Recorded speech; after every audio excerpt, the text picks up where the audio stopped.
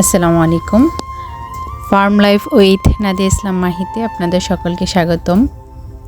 আজকে আমি দেখাবো আমাদের খামারের দৈনন্দিন মুরগির যত্নের একটি গুরুত্বপূর্ণ অংশ।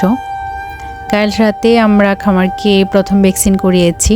ইতিপূর্বে আমরা যতবার ভ্যাকসিন দিয়েছি মুরগিকে ড্রপের মাধ্যমে দিয়েছি, এইবারে প্রথম পানিতে দিয়ে দিলাম যেন কাজটা সহজ হয়ে যায়।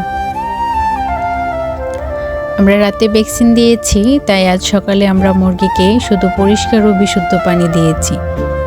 ভ্যাকসিনের পর নির্দিষ্ট সময় পর্যন্ত শুধু পানি দেওয়া অনেক ক্ষেত্রে গুরুত্বপূর্ণ হয়।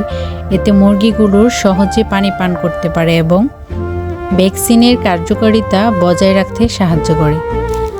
আমরা সবসময় চেষ্টা করি মুরগিগুলোর স্বাস্থ্য ভালো রাখতে, সঠিক নিয়ম মেনে পরিচর্যা করতে। সুস্থ মুরগি একটি ভালো খামারের মূল ভিত্তি।